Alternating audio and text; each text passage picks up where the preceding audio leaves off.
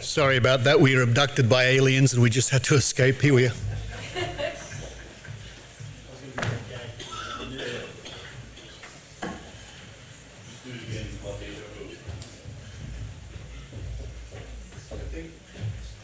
Richard, can we please move the table a little bit that way? Certainly. So that we don't have the projection across your faces. If it was a seance table, we could just, with our minds. You can read your board on it. Say when. Whoa! I think these chairs come from the UFO. Actually.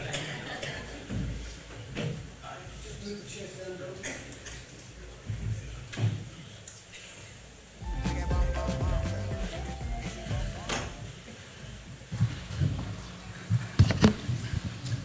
One, two, oh, here we go. Thank you very much.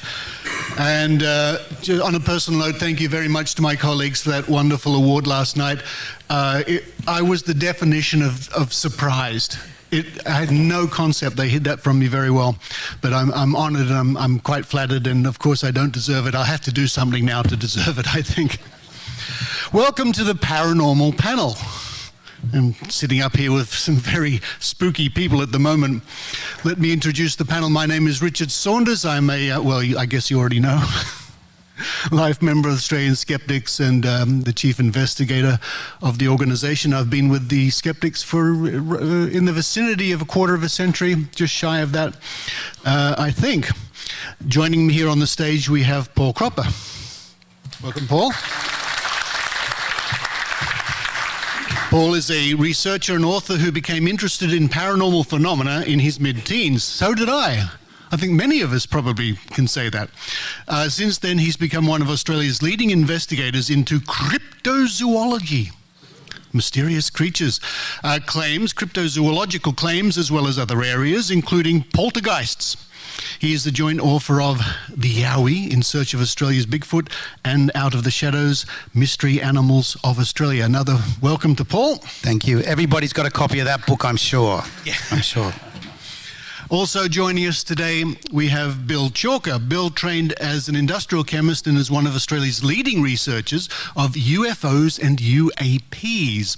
He is a contributing editor for the International UFO Reporter and has been the Australian representative for the Aerial Phenomena Research Organisation and a New South Wales state representative in the Mutual UFO Network. He is the author of the Oz Files, not the X Files, the Oz Files, the Australian UFO story. Bill Chalker, ladies and gentlemen. And Ben Radford. Now, Ben Radford. I've had the pleasure of knowing Ben Radford for many years. Many years. Ben is the deputy editor of Skeptical Inquirer magazine and has written thousands of articles on a wide variety of topics, including urban legends and mysterious phenomena, critical thinking, and media literacy. He's the author and co-author or contributor to over 20 books and has won awards for his books, films, and podcasts. I had the pleasure of visiting Ben Radford in Albuquerque, New Mexico. We're guessing 2018, something of that flavor, and we drove out to the desert a little bit because it's a beautiful area, and I stood in the middle of this amazing highway in the desert, and Ben snapped a picture of me. It was only later, when we looked at the photograph, that we saw a UFO, a fly, that was buzzing around. But we thought that was quite funny, that something you didn't see when the photograph was taken later turned out to be, well, not that exciting, actually.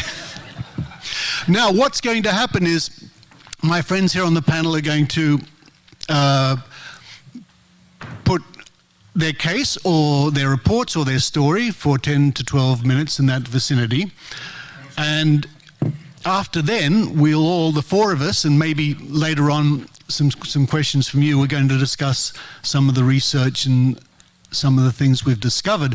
Now, I need the word from upstairs. Which presentation do we have lined up first? Paul's lined up first. Paul. All right, Paul. Ladies and gentlemen, Paul Cropper.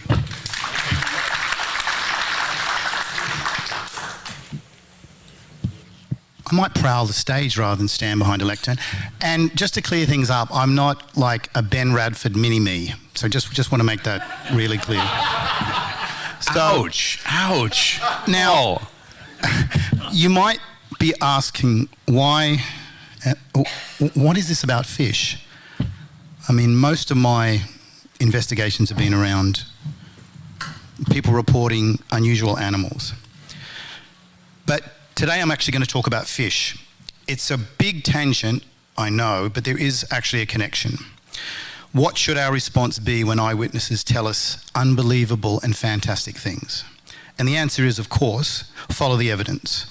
My own personal guide, and this might be something we can investigate a bit later, is I tend to believe the witnesses, just not their explanations.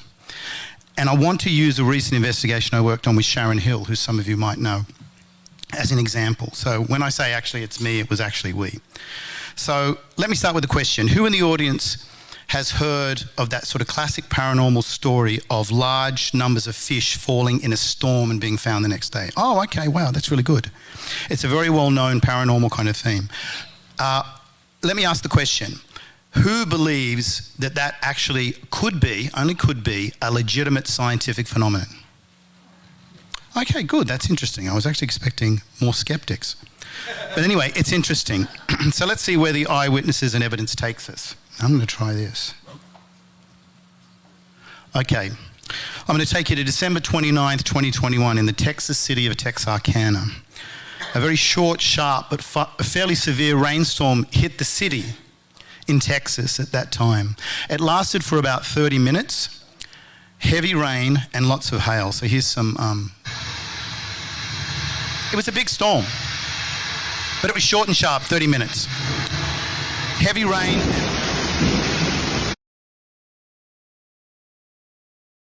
A lot of the local residents. That afternoon, social media went crazy. People were posting stories about finding fish in their back gardens. When I looked into this, I found about 30 or 40 different reports, people posting that they'd actually found fish in their backyard. The really interesting thing about the fish was, if you have a look, just note, it's all the same species. And even more interestingly, some are whole, but some are actually damaged or missing heads and so forth.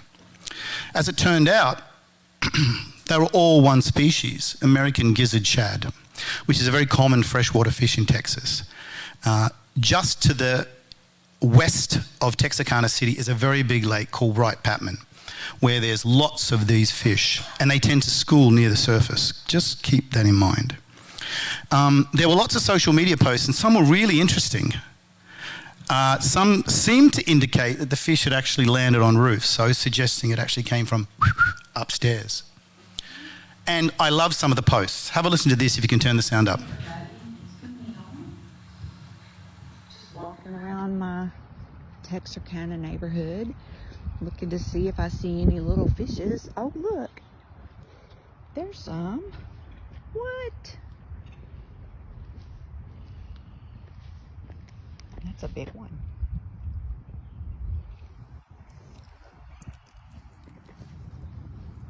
They're everywhere, y'all. Her cat is there looking really happy.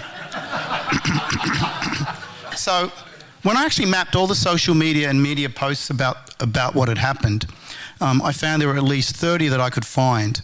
And it was a pretty wide area of this city. So something like 9 kilometres by 4 kilometres. So which kind of argued against someone running around in a Ford Ute dropping fish out the back of the truck, which I have heard as a possible explanation. But what was really interesting, over to the far west, fish were found at Texarkana Regional Airport. I'd read that in a media post. I got in touch with the executive director who said, yes, they'd actually found dozens of fish on the flight line over to the right. That's a collection. Same species again. And one of the airport staff had also filmed finding fish all over the airport tarmac. So, everybody wondering About raining fish in Texarkana. This is at work on the ramp on the tarmac, and look at there. Oh my goodness, he's a good sized one. And there's, Oh, that one got run over. yeah, that one's kind of itty bitty. Oh, and look at him over here. No.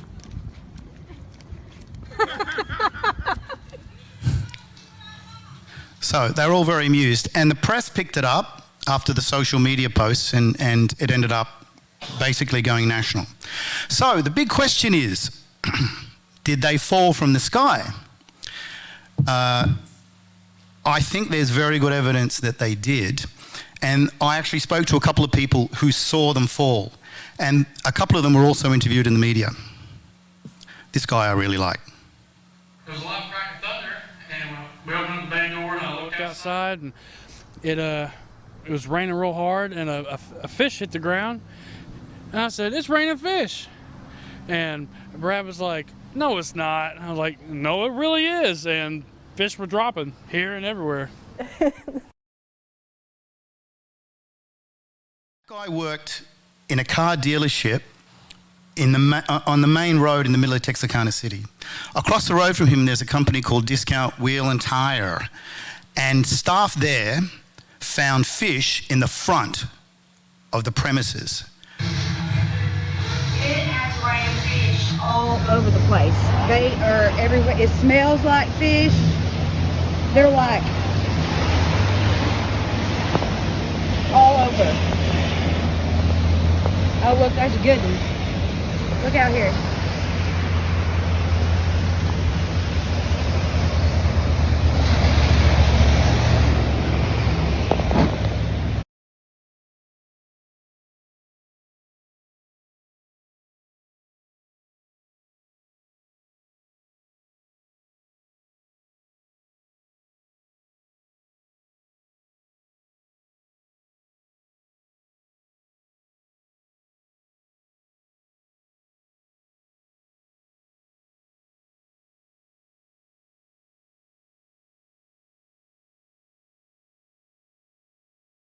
There was something on the film, and it seemed like at least 6 that I could see. There might be more, but these are the ones that I could easily identify. Fish falling in the rain right in the middle of that storm at around 4:18 p.m. So, and I got to go back. So let me just, I want to run this for 1 second. See if I can do this. Okay, just give it a minute. So, yeah. A fish comes in from this direction, bounces. There's already a fish there. And sorry, I could have actually speeded this up a little bit. The interesting thing is, right, after the storm, there wasn't anything in that yard, either front or back, other than fish. So I've had some people argue, well, it could be anything. It looks sort of like a fish, but it could be anything. But actually, it's a fish. And there's more than one fish drops. So anyway, this is on YouTube too. I actually uploaded the whole of that sequence in the fish dropping. So how exactly, if they fell, how did they fall? And the typical explanation is waterspouts or tornadoes. But we talked to a local meteorologist who said, no, there's no, he didn't think there was any evidence that there were tornadoes or waterspouts in the area at the time. And in fact, there's that big lake that I talked about, Wright Patman, has a camping area on the edge. The meteorologist got in touch with them and no one had seen a waterspout. So I don't think it's anything to do with waterspouts. But what I do think it's to do with is birds. And that's a photo of that same lake close to Texarkana City with at least 1,000 neotropic cormorants. They flock on that lake and they fly over Texarkana City. And the evidence for this is, in some of the social media posts, people talked about seeing birds. Someone also took a photo of a cormorant that had been disorientated. It was obviously flying during the storm.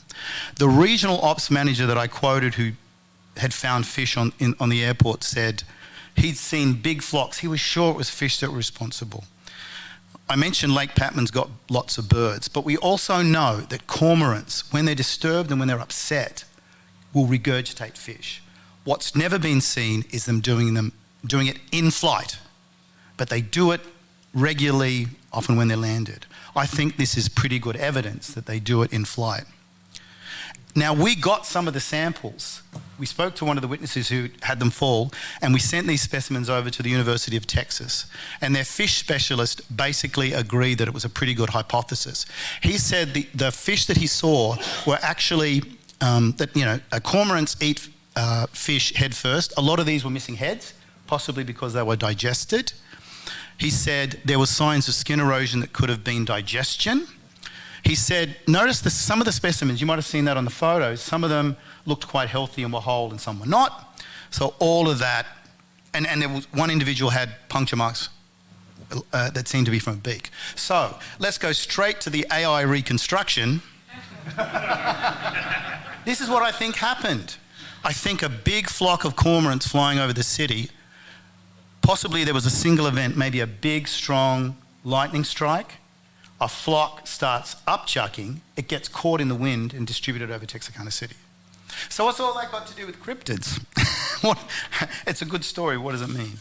Well, to loop this back to the topic, I think with cryptids, as with impossible things like rains of fish, I think you need to be open-minded when it comes to incredible reports.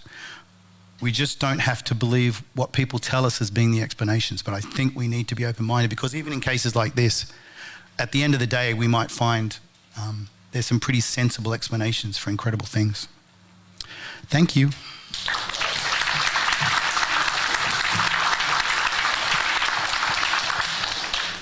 I think we've all heard of fish falling from the sky. I think I have also heard an explanation along the lines of in a fire, water, you know, those big planes that scoop up water to help fight fires. So, but that's a fascinating alternative explanation right there.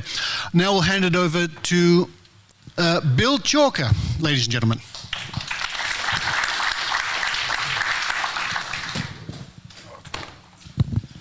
Okay. Right. Yeah. Everybody hear me? Yep, no problem. I'll do a quick poll. Who's interested in UFOs and who feels that it's a legitimate subject of scientific inquiry? Oh, only a handful. You're in the minority at the moment, so just be aware of that. But there's a lot of universities and private research groups that are really honing in on the UFO subject, or UAPs, unidentified anomalous phenomena, that kind of thing, for a whole lot of different reasons, not just military and political reasons. Anyway, I'll just go very quickly through this. I'll do this at high speed, but on my blog, which is the ozfiles.blogspot.com, I'll have a presentation on there which will go into resources on every single slide, so you don't need to really pay too much attention. But next slide. Oh, that's probably me, got to control that. Yep. Dr. Hynek, everybody's aware perhaps. Dr. Hynek, are they? Close Encounters of the Third Kind? Well, you know, there was the atrocious History Channel Project Blue Book show, which my son kept refusing to download for me simply because I kept complaining about every single episode that appeared. There was no rational connection to the real Dr. Hynek, who I personally knew, and that's myself and Hynek at his place in Chicago. And I spent 2 or 3 days about 2 years before he passed away looking at his files, principally the Australian files. Now, if you want to get a real coherent and good background on Hynek and not only his contribution to astronomy, but also to UFOs, check the book out, Close Encounters, The Close Encounters Man. You know, a bit of a worrisome title, but it's a really good book. Next. Yep. Whoops, hang on. Yep. Anyhow, here we go. How do I run this? Yep. Yep. Okay. Now, this should be a movie that should run, but it's not going to... Oh, here we go. No worries.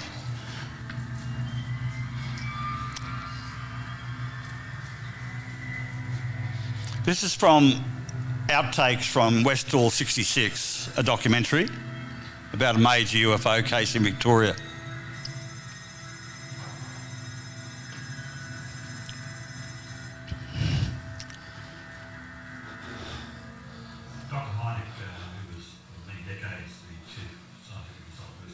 Astronomy area to the US Air Force Project Blue Book.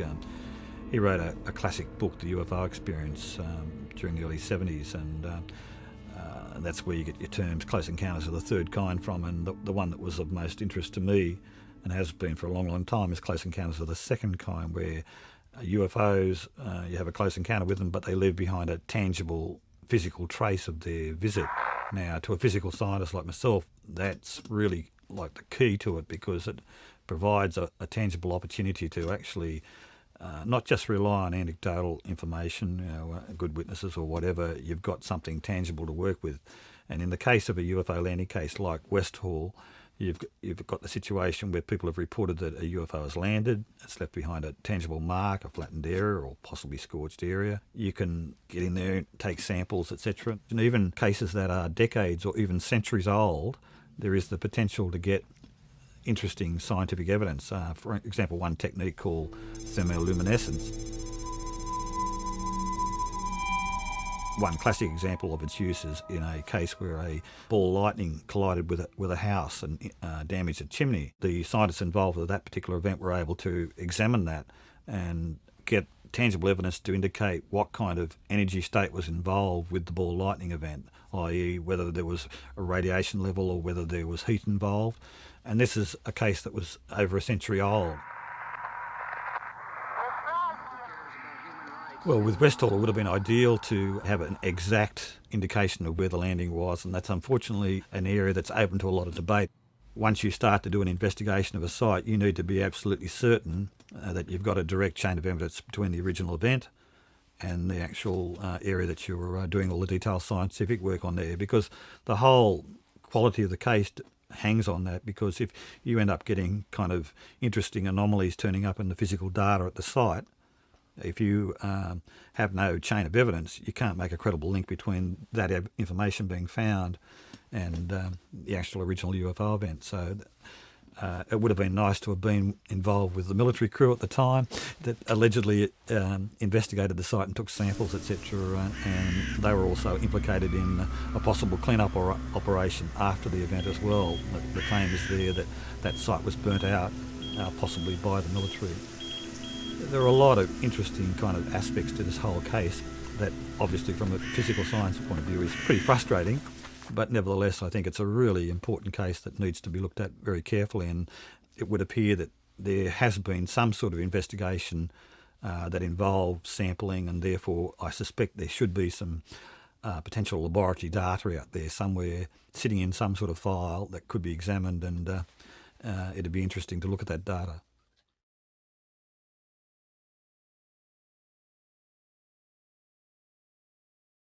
I don't have any copies of it. Oz Files, scarce as hen's teeth. Here are the alien through Amazon, and I highly recommend UFOs and Government. If you really want a serious take on the question of UFOs and government, that's quite a huge volume, and I was the author of the Australian chapter in that book.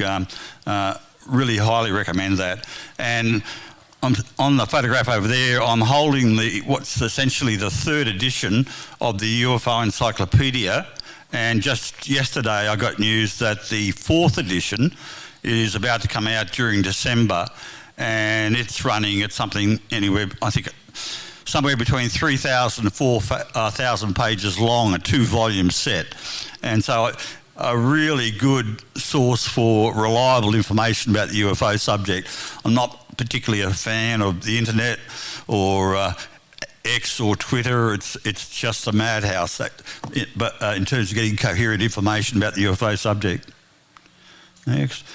This is a photograph taken of yours truly in the Russell offices of the Department of Defence in Canberra way back in 1982, where I got the opportunity to directly examine the UFO holdings of the Department of Defence.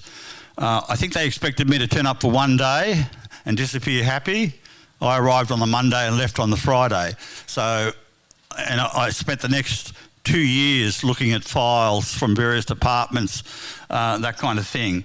And so I ended up with a very detailed understanding to the point where it became ridiculous. I had Air Force intelligence people ringing me up, asking me to advise them on what they should tell their minister about the UFO subject. So that's how ridiculous it got.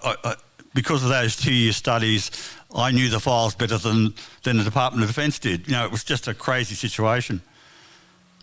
Back in 1969, because of the Condon Committee, the Air Force here in Australia decided to do an examination, decide whether they get out of the UFO game. Oddly enough, they didn't, and they kept going with it in a manner somewhat similar to the United Kingdom. Of particular interest to me was the activities of a fellow called O.H. Turner, or Harry Turner. Now, I've spent decades looking into this fellow. I eventually got to meet him. And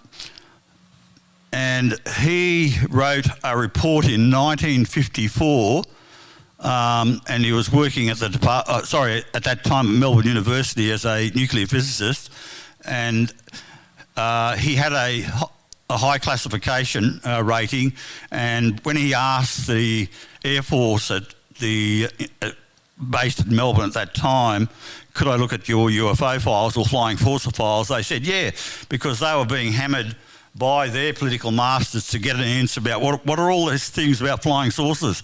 We needed an answer, and coincidentally, here's Harry Turner asking the Department of Defence, can I have a look at your UFO files? So they grabbed him as quick as they could and asked him to do a scientific appreciation of their reports.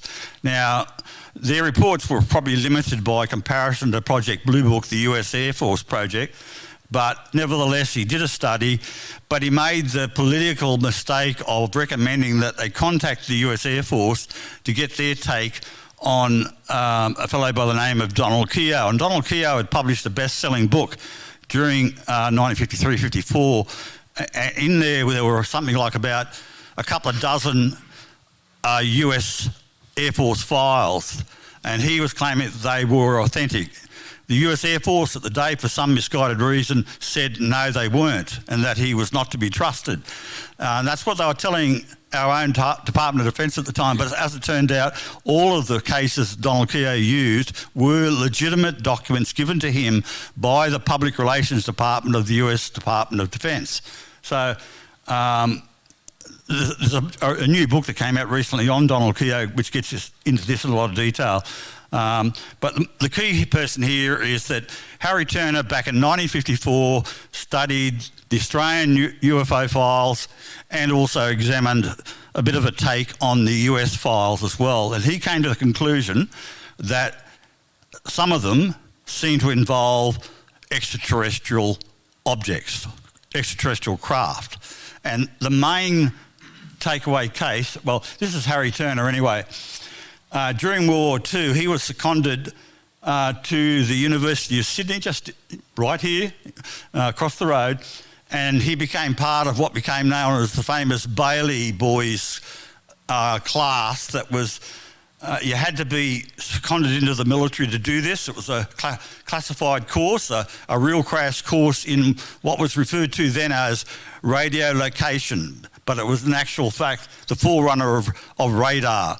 And so he was there right at the beginning in terms of advanced radar studies during World War II. And obviously all of this was done in a state of crisis because Australia was potentially under invasion. Anyway, he goes on to not only advise the Department of Defence on flying saucers in 1954, but he becomes the Chief Health Physics Officer at the Maralinga bomb trials. You know, Prime Minister Menzies kindly allowed Britain to test all their atomic bombs in Australia. You know, we really appreciated that. No thanks. But I eventually tracked down Harry Turner in retirement. That's myself and Harry over there at the side. Now, Harry spent something like about, from the period from 1956 through to about 1964, doing nuclear safety investigations on the Maralinga and Woomera Range. So he is well connected. Now, whoops. What's happening? Here we go. Now, this is the report that he wrote, which suggested that it was extraterrestrial in nature. A few other cases. That's the conclusion. The evidence represented presented by the reports held by the Alberta tend to support the conclusion that certain strange aircraft have been observed to behave in a manner suggestive of extraterrestrial origin. That sat in the Department of Defence files as a secret report until I stumbled across it in 1982. Good to know. The one case that really impressed him amongst the RAF files was this one. This is a case that took place at Woomera during the tests there to test the British missiles. And they had a Canberra bomber tracking across, and this is part of the documentation, radar tracing, all that kind of thing. Unfortunately, the design of the Canberra bomber was such that really, if you're a pilot there, you think they'd have something like a rear vision mirror, but no such thing. Apparently, it was a UFO seen visually from the ground from multiple directions, tracking the Canberra bomber as it went across the range during the test. And there's a statement there where the observer on the ground waiting to track the test said he could not believe his eyes as to what he was seeing. It was something totally inexplicable being witnessed by other people on the range, and it appeared to be a UFO tracking the Canberra bomber. And so that case impressed him, Harry Turner, a lot. And you've got to just remember that Harry Turner was a pioneer in Australia in terms of the development of military radar in Australia. So a very impressive kind of case for him. He had wished he had been drawn into that, but at that time he was busily working on the report during 1954, was not made aware of this report until the last minute, and then travels off to England to spend 2 years at Harwell to get basic and improved knowledge of nuclear research, and then comes back to Australia and then becomes the Chief Health Physics Officer at Maralinga. But during that same year, another major radar visual case involving Seamus O'Farrell, a Navy Sea Fury pilot, tracking across Goulburn on a night country exercise, sees a UFO, or two of them actually, come up beside his aircraft. The last thing he wanted to do was to report this, but it turns out that radar at Nowra were tracking 3 objects, and they asked him to do a 180 turn just so they could work out which was him and which were the 2 objects, and he didn't know what they were. And they took off at high speed, making it look as though his Sea Fury aircraft was standing still. Now, there was a suggestion that it was 2 Sabres, but that answer is nonsensical when you realise the whole history of the sort of arrival of the Sabre in Australia. It's a very complex story, yep. And so I've done a very detailed treatment here, but I'll leave it for you to access my website. But Richard Durrance and Tom Dalton Morgan are key players at Woomera and Maralinga, and I've got a very detailed account of that, and there's a new podcast that gets into all that. We had, the claim was that there were no UFO sightings at Woomera. There were many UFO sightings at Woomera. That's the reality. And one of them was by Tom Dalton Morgan, the officer in charge of the range operations at Woomera. And the crazy thing is, the other fellow there that was there was Tom Durrance, Colonel Tom Durrance. He was in Washington, D.C. for the famous radar visual sightings, and only recently there's been a study of what's the Vasco program. You ought to check that out on the internet. They've been looking at photographic plates from Mount Palomar and all that kind of stuff, looking for transient objects on these photographic plates. Now, here's a classic example. 3 bright star objects, and something like 50 minutes later, they're gone. They weren't stars. Yep. Again, more information about the cases at Woomera. Evidence that even the chief defence scientists back in the 70s and 80s were highly interested in the UFO subject. Have a look at my site, you'll see all the details. One of the key people that I talked to was Dr. John Farron. He's not only chief defence scientist, but also chief scientist. When I spoke to him in 1996, he was about to write a book on UFOs. Unfortunately, he didn't complete it. he said, I'll wait for yours instead. So my book came out instead, but unfortunately he died about 2 or 3 weeks after my book came out. But he was telling me over the phone classified files and details about UFOs in Australia. Radar visual cases, 1969, Kalamunda in Western Australia. Dr. Mike Duggan of the CSIRO conducting secret inquiries of UFO cases and landings and photographic cases in Australia with Harry Turner in secret. Now, the best thing I can do here is there's a whole lot of stuff here that Harry Turner revealed, and this has become a highly contentious document that a lot of people on the internet are currently misinterpreting. But here's his conclusion. If Australia is to follow the US lead, but instead following the public US Air Force attitude, it would be preferable to follow the US Air Force CIA role of concentrating on gaining a knowledge of the power sources involved.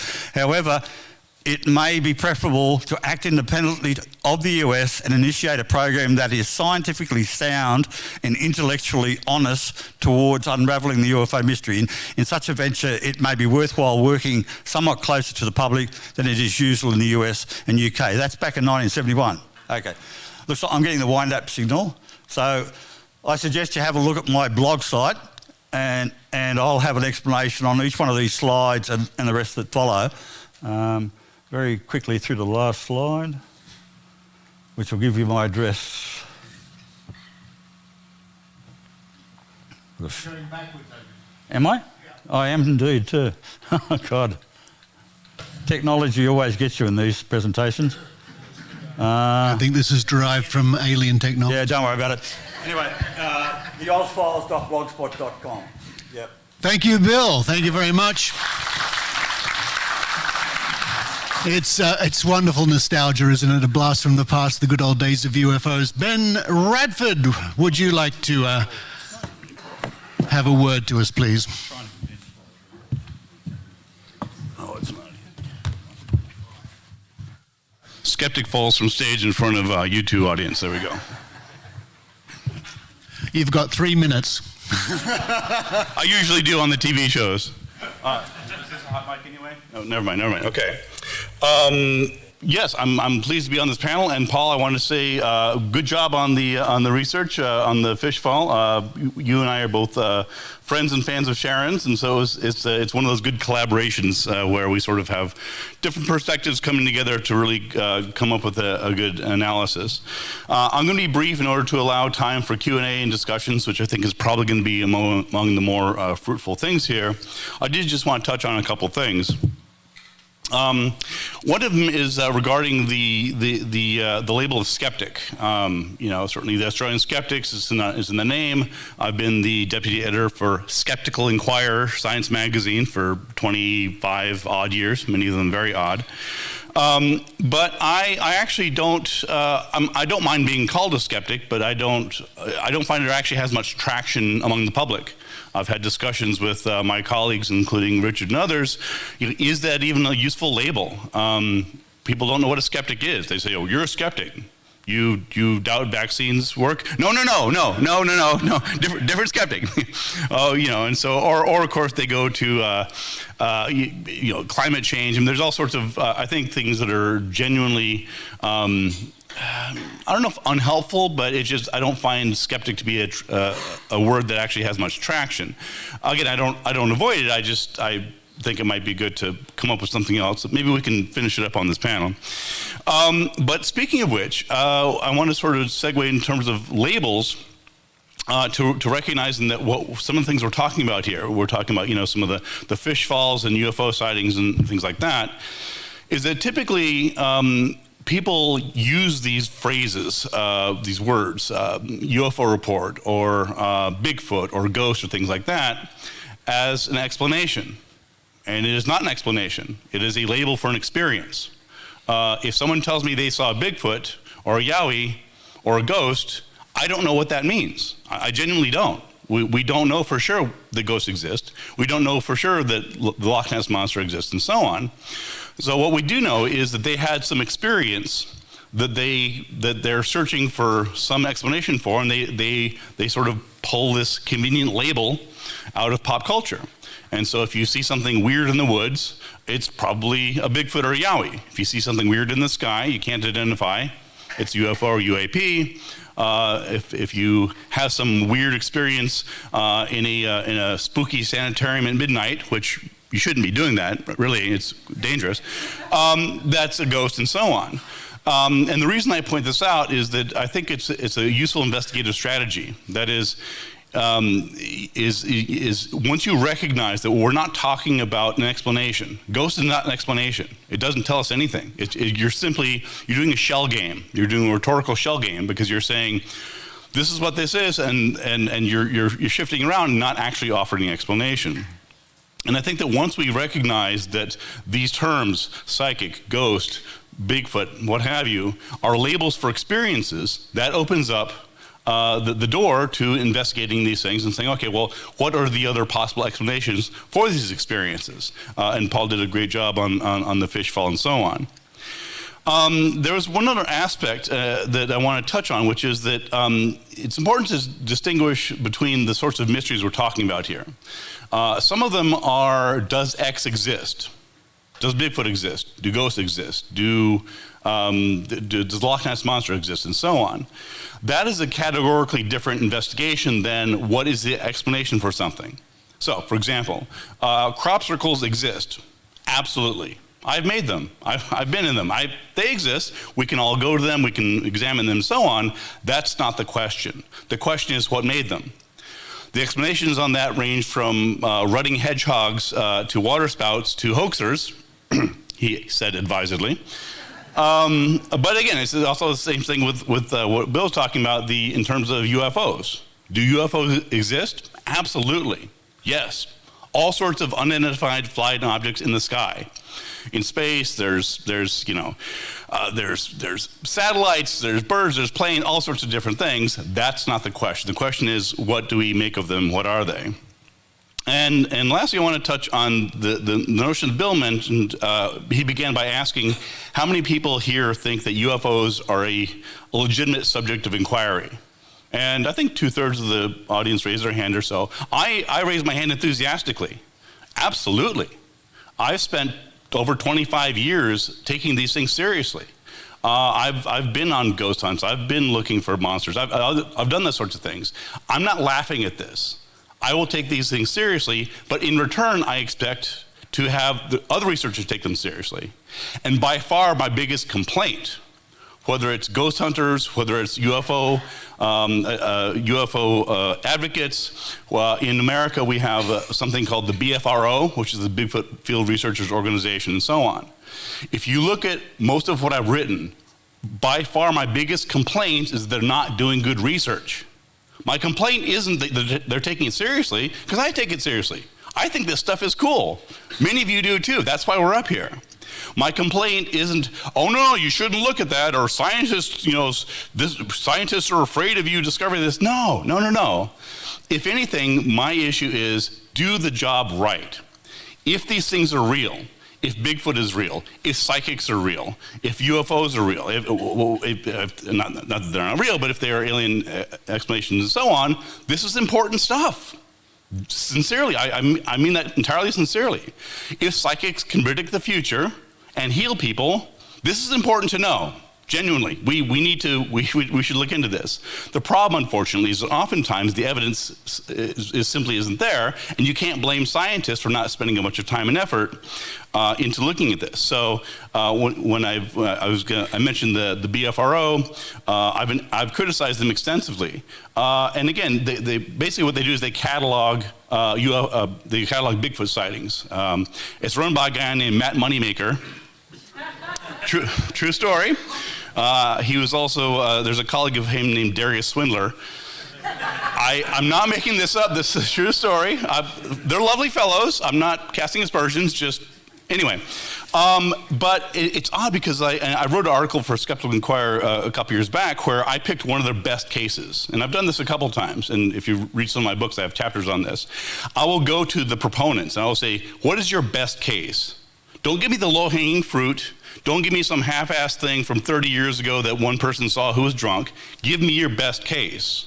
And I can tell you that in case after case after case, when I've investigated them, they fall apart. And the problem is that there's not the people who should be doing these sorts of investigations aren't doing due diligence. They're advocates. They're mystery mongers. They're selling their CDs. They're going on talk shows, and they're not doing good investigation. So I think we would all agree that investigating things is absolutely important. And I'll just highlight one last thing, which is that in Bill's slide, he showed the cover of a book called The Close Encounters Man.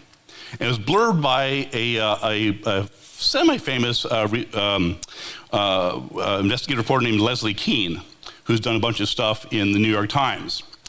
You wouldn't know it from just sort of her profile, but she has advocated for several very dubious UFO explanations, including there was a Belgian UFO wave in 1989 where the hoaxer confessed, and it came out and people tried to interview her about it and didn't want to talk about it. Well, come on, Leslie, you got this high profile, you're blurring books, you're putting yourself out there as one of the top UFO investigators.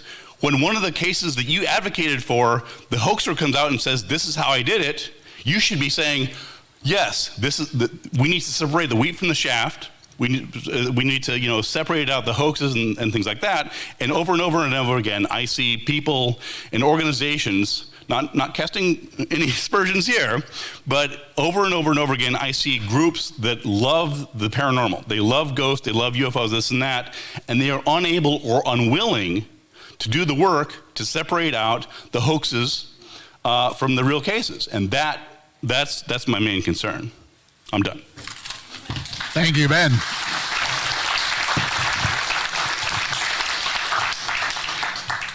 I'll begin on the topic Bill was raising. I'll start with you, Ben.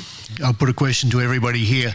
Now, in the minds of the general public, certainly to me as a young boy and probably everybody here, when people say UFO, what do you think of? Alien spaceships? And I've had this, I don't know if you call it a problem, for many years where people talk about UFOs and they mean a spaceship from another civilization, another planet has traveled light years and come to Earth to buzz around. Do you find this a problem with the terms, Ben? Yeah, absolutely. And again, that sort of goes back to what I was talking about before about the common misconceptions about basically thinking that UFO is a label, or that it's an explanation. That, it's clearly a Bigfoot. It's clearly a ghost. I don't know what that means. I wrote a book investigating ghosts, and when you talk to ordinary people, if you just people, not the demonstrations on TV, not the high-profile Hollywood films. If you talk to ordinary people, how do they interpret ghosts? They say things like missing keys, a scent that reminds them of their grandmother going through a hallway, little sounds. In many cases, they're comforting things. And so I bring this up because there's a big gap between how ordinary people experience the paranormal, particularly ghosts and other things as well, and the sort of dramatized Hollywood depictions that we see in pop culture and so on. And I think this is part of the reason why when people think UFOs, they're thinking George Adamski's UFOs, or they're thinking Close Encounters and stuff. And they're not recognizing that many of these are ultimately explainable and mundane issues. Bill, do you find a problem with just simply labeling things clearly? Yeah, absolutely. This book actually, this is by Robert Powell, UFOs. It just came out this year, and it's one of the best kind of overviews and also discussions of all the issues and problems with the UFO subject, but it's also a good testament for some highly credible cases as well. And there's a whole section, even on the term UAP, it's a military term, and it's subject to so much confusion. You can't even get consensus on what they mean by the term half the time. The term UFO was originally defined apparently by Edward Rupolt, the head of Project Blue Book, and he uses the term to get away from the ambiguity and change of flying saucers being an extraterrestrial object. He wanted a more neutral term, and that to people like myself made a lot of sense. You know, you look at the term UFO, it means unidentified flying object. You know, it doesn't say extraterrestrial spacecraft. Right, but as Richard mentioned, in the general parlance, that's what it does mean. Exactly. I mean, and so again, that's the real problem. So that hasn't helped, and in fact, rebranding it. I mean, it's the same. We see the same rebranding with, for example, psychics, right? That now we're now intuitives, not psychic. Well, we are psychic, but there's a rebranding of UFOs, UAPs, psychics, mediums. They used to be called seers. Right. Seers, yes. Yeah. Can I just throw a comment, something that Ben mentioned before about the role of kind of investigators? Actually, just to be a bit controversial, I kind of don't see it as my role, in essence, to prove or disprove whether the person who's telling me about their experience had the experience or not. And what I mean is, in a way, like, and I'm talking here about Yowie stories, which are kind of, have our version of Bigfoot, right? Right. I mean, over the past, since the 70s, I've probably talked to 300 Australians who've had those experiences. Now, I'm not saying Yowies are running around in the bush here, and I actually personally don't think they are. But I think it's really fascinating that people have these experiences. And when they tell me, it's sort of, I guess I see my role, and maybe this is just me, but I see myself more as a folklorist these days. And the role of the folklorist is simply to say, that's an interesting experience that you're telling me you had. I'm not going to judge whether you had it or not. In a lot of instances, I don't actually have the means to judge whether the experience was true or not. But I see it in context, in that it's really interesting. And this is, the fact that there's a Yowie and a Bigfoot and a Yeti and all of these things are so global, that to me is absolutely fascinating. And if, as I suspect, it's some kind of sociological thing, it's particularly interesting because I don't think it's just pop culture, because a lot of these stories go back hundreds of years in Australia, back to the early 1800s, and even longer if you consider that Indigenous traditions here talk about what is almost exactly the same thing as the European experience. That to me is incredibly fascinating, but it's not up for me to say you had that experience or you didn't, but a lot of people seem to think they did. Right, let me just answer real briefly to that, because I am ostensibly a folklorist. In fact, just a couple weeks ago I was presenting at the American Folklore Society, and you're right. I mean, that is one of the sort of dual roles, is that and I've had discussions with my fellow folklorists where you're exactly right. Is to them, they are basically truth agnostic. The question is not, is this legend true? The question is, how does this legend change over time, over place, over tellings, this and that? I will tell you, however, that is changing. And in fact, at this most recent conference, there was discussions about, should the folklorist's role be more investigative? And this is primarily in the context of cases where folklore informs and plays a role in larger things. For example, there was the Slender Man case, where some of you may know, in Waukesha, Wisconsin, there were two young girls, I think 14, 15, who stabbed their friend because of Slender Man, this online creepypasta figure, and also conspiracies, right? And so this is one of the discussions among folklorists is, okay, well, typically we shied away from being an advocate, saying, well, this is true, this is not true. But here's the thing: at some point, in some cases, conspiracies do cost people's lives. They really do. And conspiracies, that is part of folklore. That is part and parcel of folklore. And so to some extent, there's an ethical discussion among folklorists, is maybe we do need to sort of be circling back to saying, okay, yes, we want to study this as a legend, as a narrative, but in fact, no, this is not true. Children are not being tainted, not being poisoned by Halloween candy. Immigrants are not eating pets. These are toxic rumors that have consequences. And folklorists, I think, should stand up and say that. So you're going to stay here in Australia now, Ben, I take it? Yeah. I've applied for my visa. We'll see.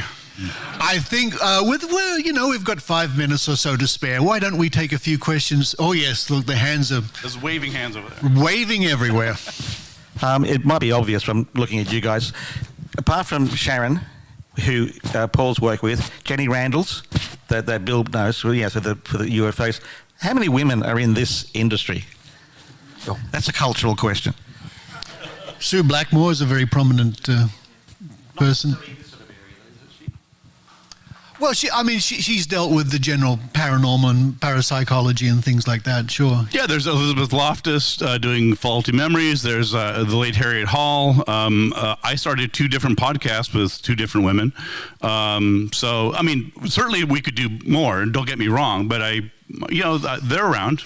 I could talk about even some of the reporters on the Skeptic Zone, Adrian Hill, Michelle Bickersmar, Kent McLeod, and... Susan Gerbic, let's not forget Susan Gerbic. Susan Gerbic. Energizer bunny of skepticism. UFO and cryptic areas. What's this? Are there female UFO investigators? Yeah, there's hundreds of them. Hundreds of them. The thing you need to understand is that the UFO scene is not a monolithic thing. They're not all casting everything as a extraterrestrial spacecraft. There's a lot of debate. And my approach to the UFO subject is that when I investigate a case, I'm assuming it's probably going to be explainable, and I want the quality of the evidence to persuade me otherwise. Whereas a lot of other people investigate the subject by assuming it's got to be ET, and therefore the evidence is supported, but generally they're not doing much of a serious investigation. Right. So I want the quality of the evidence to persuade me otherwise, that there is something real. I think we have a question up there. One for Bill and Paul. Do you think that over the last 20 to 25 years, the explosion of the internet, social media, free-to-air television, hosting serials on the paranormal, have all contributed, in general, to help or hinder the search for the truth? In other words, sort out fact from fiction? I think it's a mixed bag. There's some pluses and minuses. On the plus side, the digitisation of newspapers and things means that we've had amazing access to older stories, and same goes for, say, Indigenous reports. The fact that so much of our First Nation traditions here are ending up being digitised and so forth, so you get access to that. So that's been incredible. That's been amazing. I remember when I was a kid in the 70s, I was hunting through for mystery animal stories in the Sydney Morning Herald bound volumes in the library, sort of page by page. And now you can just, we basically built a book on older stories, so that's good. But yeah, podcasts really bug me to a certain degree, because even on some of the stuff, they are so thin, and just no research, no genuine independent research, just awful. And even a couple of cases I was involved with have been covered by multiple podcasts, all really badly. And even when I volunteer to say, hey, I'll give you the truth on it, it's like, it's not good. Sorry, Ben, I wasn't actually talking about your no, so mixed bag is my view. What do you think? Well, yeah, it is a mixed bag, and unfortunately it's more on the dark side or the bad side.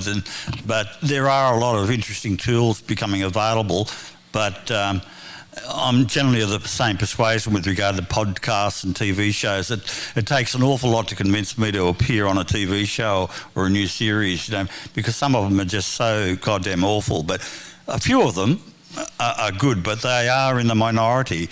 But I'll just recommend one current podcast that I was personally assisting, and that was the grandson of Tom Dalton Morgan, who I briefly mentioned here, who was the officer in charge of the range at Woomera, whose crew, both at the launch point and at the possible target point during a Black Knight missile trial, reported UFOs, and you had a whole bunch of scientists coming out on the veranda actually witnessing this, and observing it and reporting it.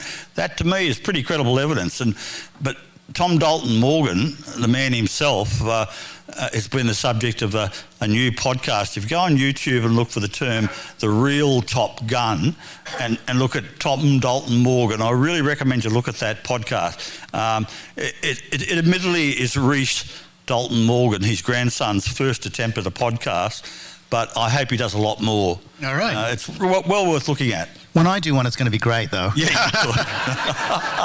There's another one I can possibly recommend. We have a question over there, I think. Jessica, yes.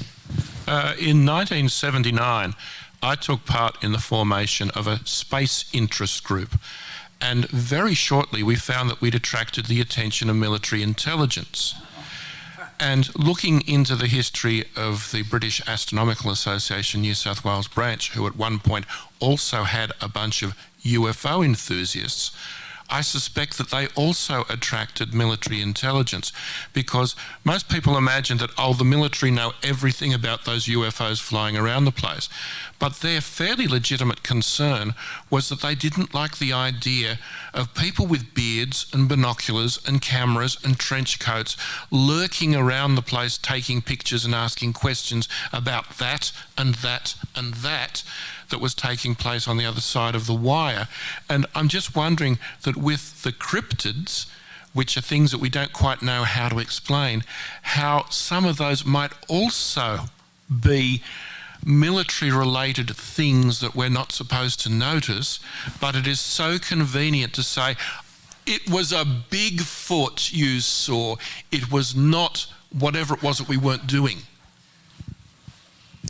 We'll take that as a point of comment. Thank you very much. It's, yes, people walking around in suits maybe and doing things. I think we only have time for one last question. Yes. I've long considered that this could well be aided and abetted deliberately by, say, the US government to hide aircraft like the SR-71 Blackbird, which could do 3.3 Mach and has never been bettered. They didn't want their enemies finding out, so why not have a lot of BS about all these UFO sightings and things to just camouflage genuine achievements. To that, I would recommend you see the UFO movie They Don't Want You to See, where Brian Dunning covers some of those issues you have just raised. Well, my friends, the truth is out there somewhere. We tried to find it today. Will you please thank my wonderful panel here, Paul Cropper, Bill Chalker, Ben Radford. And I will